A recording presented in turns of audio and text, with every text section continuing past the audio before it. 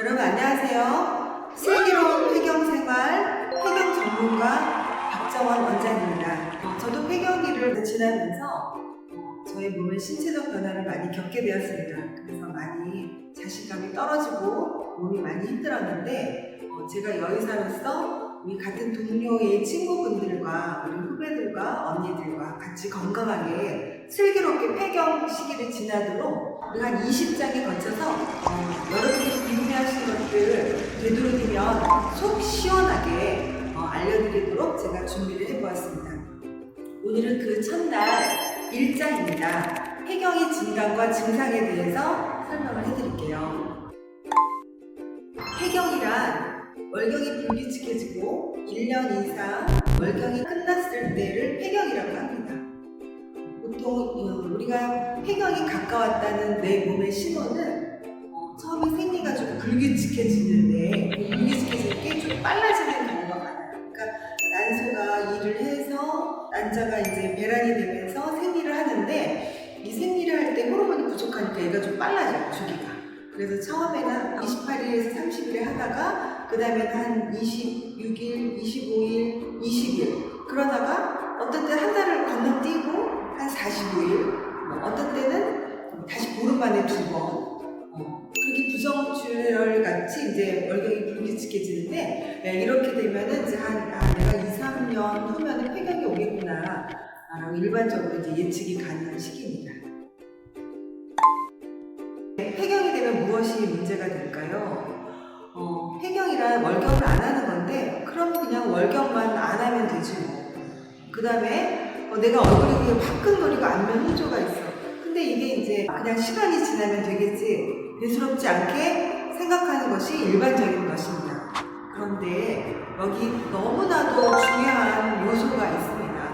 우리 여성들이 폐경과 동시에 암으로의 발생률이 높아지고 그 다음에 폐경과 동시에 근감소량이 꺾어지고 골다공증이 급격하게 심해지고 그러면서 여러분이 원하지 않은 내장 지방이 복부에 쌓이는 비만이 되고 이 비만이 진행이 되다 보니까 콜레스테롤이 높아지는 고지혈증이 생기고 그 다음에 고지혈증하고 비만이 같이 겹쳐지니까 혈압도 걱정이 돼서 혈압도 올라가고 또 당뇨도 생기기 시작하고 그러다 보니까 이제 좀 더 심화가 되면 관상동맥 질환이 생기고 그 다음에 더 진행이 되면 뇌졸중에 영향을 주게 되고요. 시간이 더 많이 진행이 되면 심근경색, 심혈관 질환의 위험률이 가까이 오게 됩니다.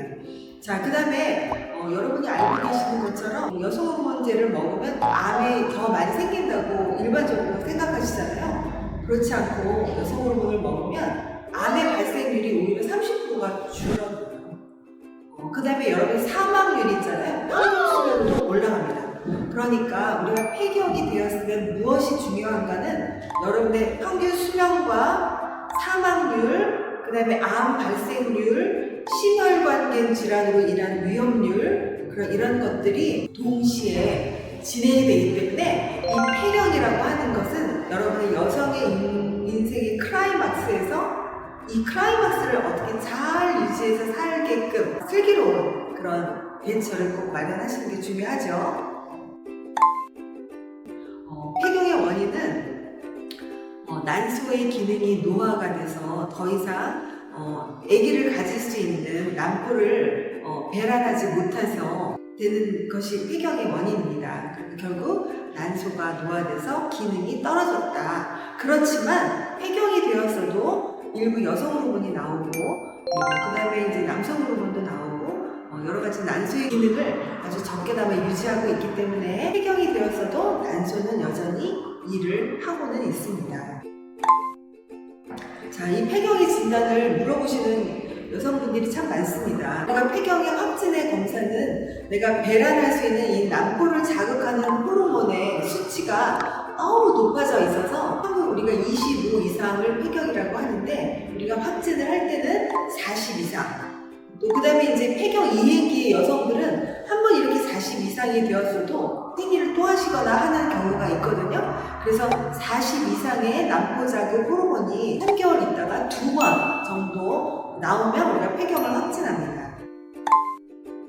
우리가 여성의 폐경을 10단계로 나누어서 폐경 이행 전 단계 스테이지 1, 2, 그 다음에 폐경되고 나서도 계속 분류를 하게 됩니다. 그런데 대표적으로 폐경을 한 5년 단위로 봤을 때 폐경 이행기 전에는 안면 후끈거리는 안면 홍조라든지 정서적 장애라든지 불면증 같은 이런 정신과적인 문제가 나타나고요. 폐경이 되고 나서 2, 3년 후에는 질이라든지 외음부에 변화가 있어서 건조증, 흡연통 이런 것들이 생기게 되고 좀 더 폐경이 지나면 비뇨생식기계적인 그런 문제가 발생합니다. 그럼 예를 들어서 이제 소변을 밤에 자주 본다든지 소변을 가다가 못 참는다든지 또 유실근이 심해진다든지 그런 증상들이 생기게 되고요. 골다공증이 계속 진행되지만 우리가 골밀 도가 너무 많이 떨어져서 실제로 골절 같은 경우는 한 65세에서 70세 그때 동시에 근감소증이 심하게 되고요. 70세 전후로 우리가 이제 심장마비, 또 뇌졸중, 뇌출혈이나 허혈성 뇌질환 이런 것들이 생기고 마지막으로 이제 치매라든지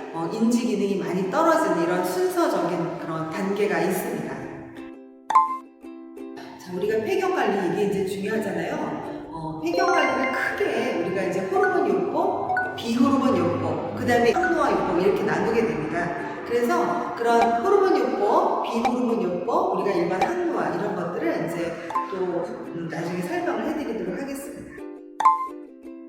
네, 우리가 폐경 관리에서 가장 핵심 포인트가 폐경 호르몬 치료인데요. 이 폐경 호르몬은 아무나 다 할 수 있는 게 아니죠. 폐경 호르몬 치료를 할 수 없는 우리가 상대적 근기증에 해당하는지, 그 다음에 우리가 신체적으로 검사할 것들이 있습니다. 예를 들어서 혈액 검사에서 내가 콜레스테롤이 어떤지, 간 기능이 어떤지, 다이아베티스 인자가 있는지, 다른 이상이 있는지를 검사를 하게 되고요. 제일 중요한 게 엑스레이랑 유방 초음파 검사, 갑상선 검사는 이제 선택적으로 하시게 됩니다.